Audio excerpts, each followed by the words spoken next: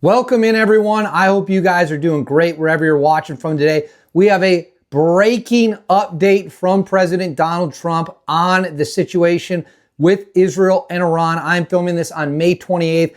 This happened just moments ago in the Oval Office. Trump confirmed that there are issues with him and Netanyahu, and then he laid out his plan to avoid a catastrophic situation in the Middle East with Iran. I can't wait to get into all of this and much more. This is huge. It is great to see President Trump come out and say it. As you can also see, I am back in my set. I'm very happy about that. Huge thanks to everyone who reached out. Huge thanks to everyone who stuck with the show while we were away after the flood wiped out my home. Took a long time to rebuild, but we are back. So get used to seeing the set. If there's a cool item you want to see in the set, let me know and I'll throw it back there. As always, please make sure to like and subscribe. Comment with your thoughts below on what you think about Trump's comments, what you think about the set, and even, the beard's coming in nicely. I'm very happy with it. Make sure to hit the bell so you always know when there's a new video and you don't miss anything. Now, let's roll into Trump's latest comments. As we've talked about at length on this channel, the United States of America is attempting to reach a peaceful solution to Iran's enriched uranium program, to the country's believed pursuit of getting a nuke. Their nuclear program, their facilities are deep underground, which means a military strike would require the United States to fly in B-2 stealth bombers and drop 30,000-pound bunker-busting bombs on their facilities. The Israelis can't do it. I've said it before. I'll say it again. I'll keep saying it. I don't care if people want to argue about it. The reality is the Israelis don't have long-range strategic bombers. They don't have the bombs to get the job done. And even if they did have the planes, they wouldn't have the infrastructure to use them, the training to know how to use them, or any of that stuff. People think we can just loan planes, highly advanced stealth planes out to other countries, and they're just magically going to learn how to fly these things and operate them. That is so far detached from reality, it's comical. While the United States is pursuing peace, a diplomatic solution with the credible threat of using our military if they fail, the Israelis and Israeli Prime Minister Benjamin Netanyahu has been pushing hard for a military strike. Now, as we've discussed in a few videos, there have been multiple reports that Israel and Trump got into a huge argument, a very tense argument over how to handle the Iranian problem. Some of you have commented on the video saying, no, it's not true. It's all made up. It's all fake news. I've maintained it is true. The reporting has been solid and that it's accurate. And many of you don't want to believe that. Why don't you want to believe it? I have no idea, quite frankly. But you don't have to take my word for it anymore, because President Donald Trump himself, in a breaking news Oval Office meeting, was asked directly if he told Israel to essentially chill out and not derail the peace negotiations by bombing Iran. This was coming straight from the president's mouth, not the media, not people on Twitter. This is coming directly from Donald Trump's mouth.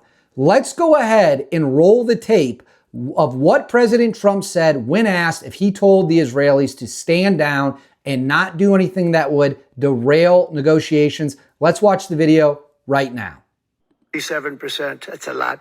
Yeah. President, back on Iran, did you warn Prime Minister Netanyahu against taking some sort of actions that could disrupt the talks there in a phone call last week? Well, I'd like to be honest.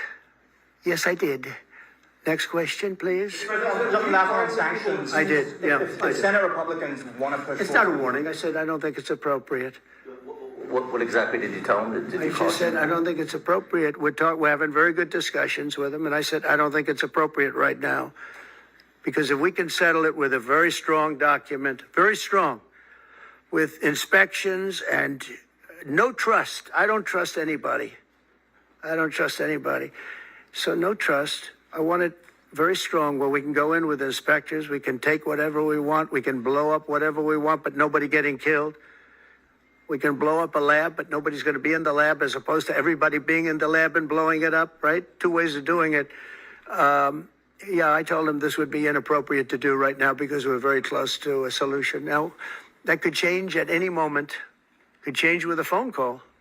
But right now, I think they want to make a deal, and if we can make a deal, save a lot of lives.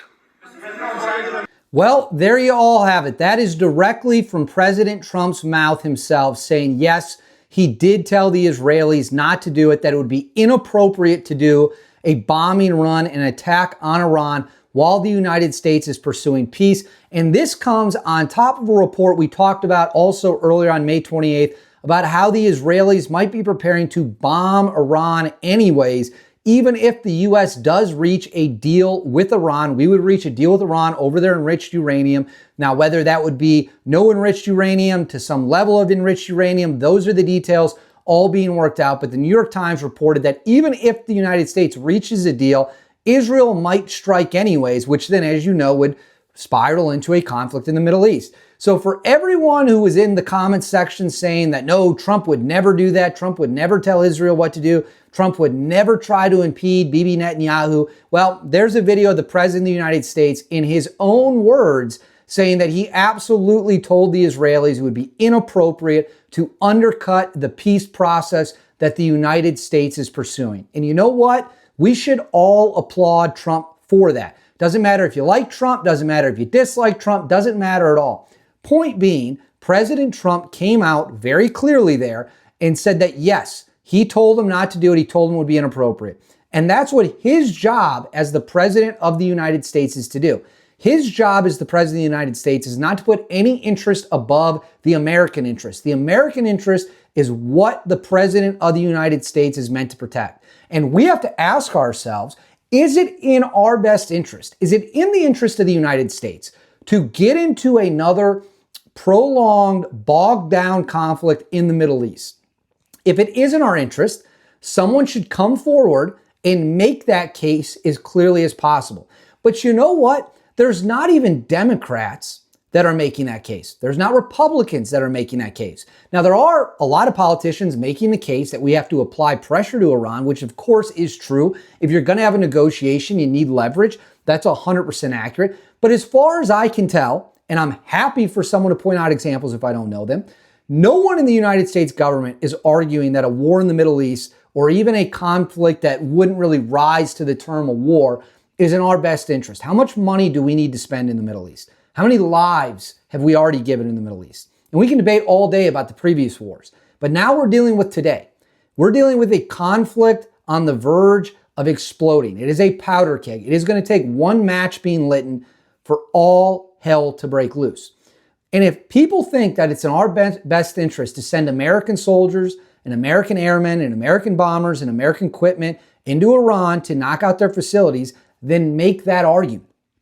Come forward, put your name to it, and make that argument. But notice how nobody is really making that argument. Usually speaking, there's plenty of politicians in America who love to go to war. They love it. I mean, let's think about all the neocons. There wasn't a war they didn't like getting into. It's like they're addicted to it. It's crazy to me. It's absolutely insane to me. But you can't even find people now making that case. And so it is something we need to think long and hard about. It is something we need to ask ourselves, hey, is this in the best interest of America to bomb Iran? I'm not convinced it is. No one has convinced me it is. And if someone can come forward and present evidence that we have to do it, or that we should let Israel do it, or we should let Israel do it and then we have to defend them, which are all very possible outcomes here, then make that case. But so far, that hasn't happened.